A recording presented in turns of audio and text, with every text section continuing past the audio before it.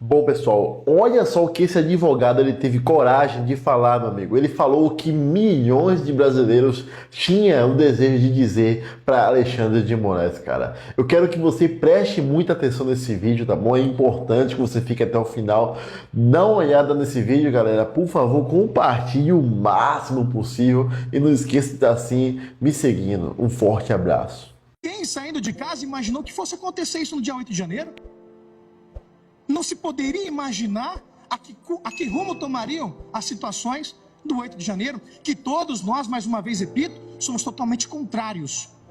Existem bandidos que depredaram patrimônios públicos, assim como fizeram com o quadro de Cavalcante, mas não podem ser todos colocados no mesmo balaio. Eu não estaria usando a mesma proporcionalidade se eu colocasse no mesmo pé de igualdade quem simplesmente quebrou um relógio, quem simplesmente quebrou uma vidraça, com quem estava lá se abrigando no Palácio do Planalto e quem estava tentando impedir que manifestantes cometessem aqueles atos de vandalismo. Ora, quando se fala de crimes multitudinários, mas no estádio existe crimes multitudinários, então como vou começar a me preocupar de ir no estádio de futebol hoje? Se uma torcida organizada começar a brigar com a outra, daqui a pouco eu estou respondendo pelos crimes ali cometidos só pelo simples fato de estar no estádio. Porque eu fui com a mesma vontade de assistir uma partida de futebol, da mesma forma que aqueles da torcida organizada, só que naquele meio tempo mudou-se. A cognição mudou e eles quiseram partir para a briga. E não porque eu estou perto quer dizer que eu esteja participando daquilo ou com vínculo psicológico para aquilo.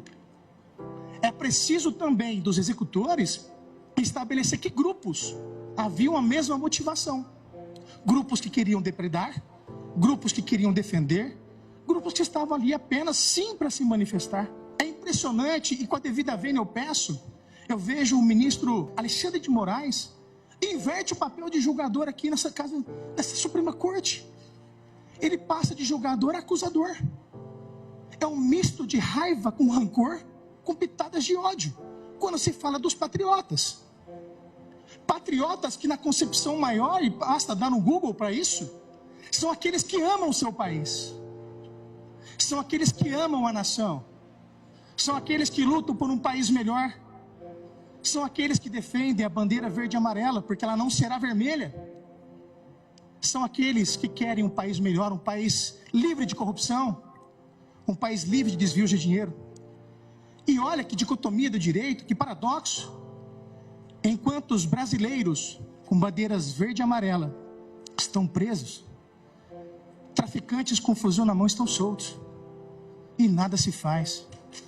Num estado paralelo, onde não precisa do golpe, o golpe já está institucionalizado. Nas favelas do Rio de Janeiro e de São Paulo. Fazendo esse preâmbulo, senhora presidente, é importante mencionar que o preso, pai de família de 2 filhos, emagreceu 20 quilos, não vê os seus filhos há 8 meses, e a única coisa que faz numa cadeia é orar.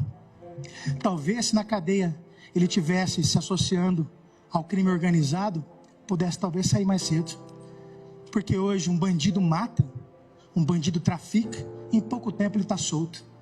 Mas um pai de família que usa uma bandeira verde e amarela e vai se manifestar pacificamente, está preso. Nós não podemos, reitero e repito, colocar no mesmo balaio aquelas pessoas que foram, sim, com intuito depredatório, com intuito de destruição. Ontem foi citado até pelo ministro Alexandre de Moraes, a OAB, que a OAB pudesse valorizar mais as prerrogativas do advogado, que a OAB pudesse dar mais espaço ao advogado, porque por muitas vezes, inclusive nesses processos, nossas prerrogativas foram violadas. Eu mesmo, durante a Papuda, que fui pela primeira vez visitar um cliente num presídio, que normalmente são os assistentes que vão, eu fiquei quase 15 horas para suplicar a entrada para poder ver o meu cliente, passando com água e bolachinha. Acho que a maioria dos advogados que aqui acompanharam sabem do que eu estou falando. E a cena que vi lá, excelência, me relembrou muito o Holocausto. Vi muitos pais de famílias, cabelos brancos, como de vossas excelências, mulheres, como disse o ministro Nunes, motoboys, senhoras aposentadas, pensionistas, açougueiro, pais de família, com a marca surrada do tempo no rosto, com as mãos e os pés, como se bandidos fossem da mais alta periculosidade do país. Aquilo me chocou de uma forma tão veemente que eu saí de Votuporanga, quase 1.000 quilômetros, às minhas expensas, para vir fazer na capital do Brasil a sustentação oral, com o coração e com a alma, e na esperança de que pudesse fazer alguma diferença. Quando eu vejo os julgamentos, e me permita com a devida vênia, senhora presidente, parece que eu estou diante de uma inquisição, onde os 4 réus já estão ali colocados, com as cordas nos pescoços, só esperando o trabalho do advogado, que vai vir falar por alguns minutos, e simplesmente puxar a corda e levá-los à morte. É esse o sentimento que eu tenho. Porque pouco do que se fala aqui poderá ser levado em conta, tendo em vista a experiência notável de vossas excelências. Mas mesmo assim, fiz a questão de vir aqui para tentar trazer um pouquinho do sentimento que também baila nas ruas, do sentimento que nós verificamos na ponta do processo, que para vossas excelências é apenas um papel fux, é um papel digital, mas para muitos é a vida. Quando eu ouço o subprocurador mensurar 100 milhões de dano moral, eu penso que uma prisão perpétua mental. Quem conseguiria, durante o seu restinho de vida que lhe resta, poder pagar esse montante voluptuoso? Ainda bem que reduziram os danos próximos aos danos materiais. Então isso surge um sentimento, excelência, de que estamos lutando boxe de mãos amarradas. É como a advocacia muitas vezes se sente, aviltada em suas prerrogativas, e que muito pouco consegue trazer a vossas excelências. No mundo civilizado, nós não vivemos de mentiras, falsidades, e muito menos de agressões.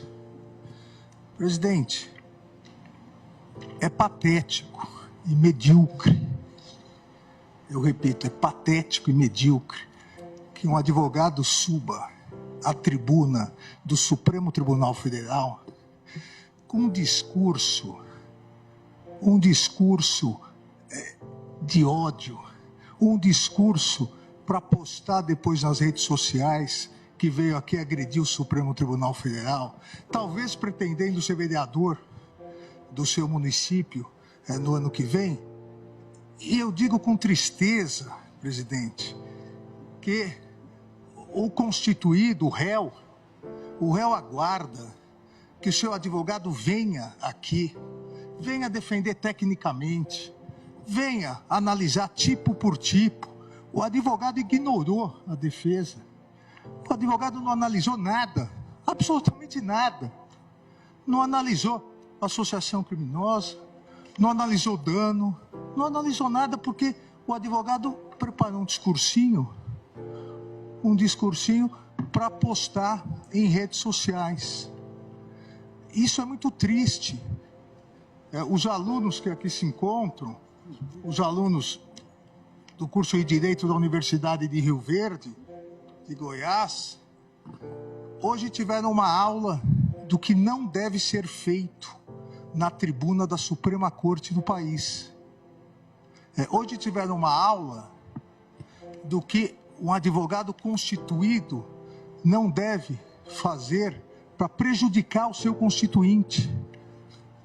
Ou seja, esquecer o processo e querer fazer uma média com os patriotas. Realmente muito triste isso que ocorreu hoje aqui, presidente.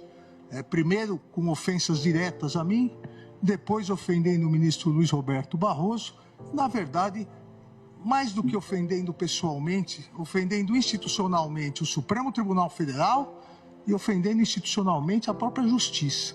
Então é um momento triste e, infelizmente, para o advogado, um momento triste que vai ficar na história e nos anais do Supremo Tribunal Federal.